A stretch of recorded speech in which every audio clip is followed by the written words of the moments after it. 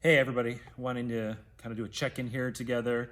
We're in this really unprecedented time in our country. This coronavirus has been now deemed a global pandemic, so it is absolutely a very real thing. It's something we've got to be concerned about. And there's so much information coming in daily. Feels like things change. Some of it accurate, some of it not. Parsing through all of that is significant. Feels uniquely challenging for people of faith. How to really kind of lean into God during this time and grow as people of faith during this. And so we're here at River City right now. We spent the whole day as a pastoral team and elders really processing how to care for people in this. It affects people in really different ways. For some people, it's affecting them at their job level. Some parents, the kids' school system is shut down, and that's really creating some really unique challenges. So trying to really be thoughtful about how to uniquely care for and shepherd and pastor people during this very real kind of challenging time. One of the big questions as well has been how to be thoughtful and precautionary in terms of public spaces and whether or not to continue to have our Sunday gathering. And so we're of the conviction now, things are changing so quickly that this will probably have to be a week-to-week kind of decision, and we'll be continuing to check in on this. But as we process through this, we've been very attentive to what the mayor has said, what the governor said, what the president has said in terms of being conscientious around public spaces. And we're trying to be really thoughtful about the fact that even if somebody's own health can bounce back from catching it, the possibility of being somebody who carries this and infects somebody else that's in a vulnerable health place, feels like that's really of a premier kind of consideration. So we still are meeting the thresholds. Right now the best wisdom is anything over 250 should consider canceling. Even on a full Sunday, we're below that, but we anticipate that we'll be quite a bit below that at our gathering time, since many will rightfully choose not to participate in person at this point.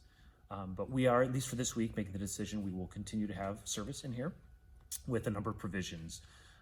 There are these protocols, these measures around social distancing, and so we're going to use every one of those best practices here on Sunday for when people are together. We're also going to stay just in one room, in this room here. We've been deep cleaning it every day. We will continue to deep clean it every day until we meet. So with that being said, we're not going to have kids church. We're not going to have kids city, which realize that certainly affects those of you with little kids. But it's just really hard to maintain the social distancing procedures and measures within kids spaces. So it'll be family style, it'll be short. We're going to have the service under an hour. So we will continue to meet here, at least for this upcoming Sunday, and then we will reevaluate again this upcoming week as more information comes in. We've not ever had a huge online piece of our Sunday morning service, but we will fully have that going this Sunday using Facebook Live. So all you have to do is go onto the Facebook page for River City. We'll send out the link and the information. That's really all you need to do is just get on the River City Facebook page, like it so that's in your feed. And so normal time, church service, 10 o'clock, we will still be in here together, and we'll do some worship, do a message, and again, it'll be under an hour. And we'll be really kind of thoughtful and conscientious about keeping this totally clean, maintaining all of those procedures. There are a number of kind of caveats for whether you should or shouldn't come. The CDC is basically suggesting if you're over the age of 60, that it's just not a good idea to be in public spaces right now. So we'd advise you to consider that for those of you in our body that are in that stage of life. Perhaps consider just joining us at the online level. If you've got any kind of a chronic illness, CDC is suggesting you stay out of public spaces, and so again, think that makes a lot of sense.